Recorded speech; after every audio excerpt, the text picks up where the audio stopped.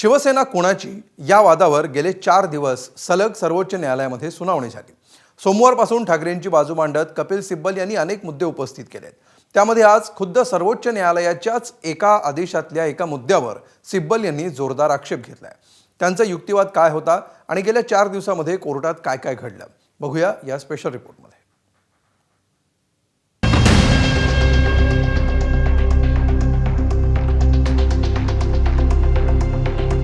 पक्ष आणि चिन्हावरून दोन्ही शिवसेनांमध्ये सुरू असलेल्या न्यायालयीन लढाईनं गुरुवारी एक महत्त्वाचं वळण घेतलं।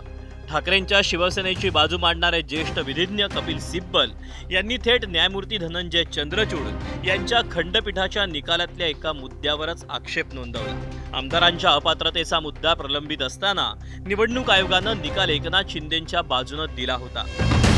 त्यावरच बोट ठेवत अपात्रतेची कारवाई प्रलंबित असताना निवडणूक आयोगानं निर्णय देणं हा घातक पायंडा असल्याचं सिब्बल म्हणाले। आयोगाच्या निर्णयावर न्यायमूर्ती धनंजय चंद्रचूड यांच्या खंडपीठानं दिलेल्या निकालाचा फेरविचार व्हावा आणि 5 न्यायमूर्तींच्या खंडपीठाचा निकाल 7 न्यायमूर्तींच्या खंडपीठाकडे फेरविचारासाठी पाठवावा अशी थेट मागणी त्यांनी केली। आयोगानं अपात्र ठरू शकणाऱ्या व्यक्तीला मुख्यमंत्री बनू दिल्याचा दावा करून त्यांचे 39 आमदार अपात्र ठरले असते तर बहुमत आमच्याकडे असतं असं सिब्बल म्हणाले। आमदार अपात्र ठरले तर विधिमंडळ बहुमताच्या निकषाचं काय असा सवाल त्यांनी केला। आयोगाला कोणत्या निष्कर्षापर्यंत पोहोचायचं होतं हे आधीच निश्चित होतं असा दावा करतानाच सीबीआयची भीती दाखवल्यास लोक सोबत येऊ शकतात असा आरोप सिब्बल यांनी गुरुवारच्या युक्तिवादात केला। या युक्तिवादावर बोलताना संजय राऊतांनी निवडणूक आयोगावर गंभीर आरोप केले तर घटनात्मक संस्थांची बदनामी करणाऱ्यांवर सरकारनं कारवाई करावी अशी मागणी नरेश म्हस्केंनी केली। जो पक्ष एका घटनात्मक रीतीने चालवला गेला, एक घटना तयार करून आणि पक्षामध्ये आमचं सगळ्यांचं बहुमत असताना निवडणूक आयोगानं अमित शहाच्या दबावाखाली,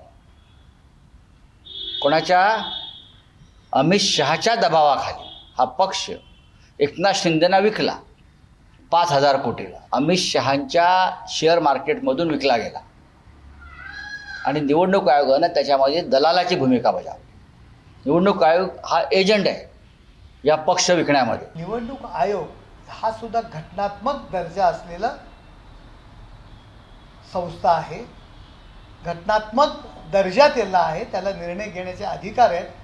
अशा पद्धतीची जर वक्तव्य निवडणूक आयोगाच्या विरोधात ते करत असतील तर नक्कीच सरकारकडे आम्ही मागणी करतो की ज्या सरकारने नियुक्त केलेली संस्था आहे, घटनात्मक दर्जा असलेली संस्था आहे, अशा पद्धती जर त्यांच्यावरती वक्तव्य करत असतील तर संजय राऊत यांच्यावरती कार्यवाही करावी। सोमवारपासून सलग 4 दिवस झालेल्या सुनावणीत सिब्बल यांनी निवडणूक आयोगाच्या निर्णयाची चिरफाड केली। सोमवारी कपिल सिब्बल यांनी शिवसेनेच्या पक्षघटनेत मुख्य नेता हे पदच अस्तित्वात नाही असं म्हणत एकनाथ शिंदेंच्या पदाला आव्हान दिलं, तर मंगळवारी विधिमंडळ पक्षातली फूट म्हणजे राजकीय पक्षातली फूट समजली जाऊ शकत नाही असं म्हणत निवडणूक आयोगावर आक्षेप घेतला। तर बुधवारच्या सुनावणीमध्ये कपिल सिब्बल यांनी विधिमंडळ पक्ष आणि राजकीय पक्ष दोन्ही एकच समजले गेले, तर विधिमंडळ पक्षातील आमदार विकत घेऊन कुणीही मूळ पक्ष संघटना ताब्यात घेऊ शकेल असा मुद्दा मांडला होता।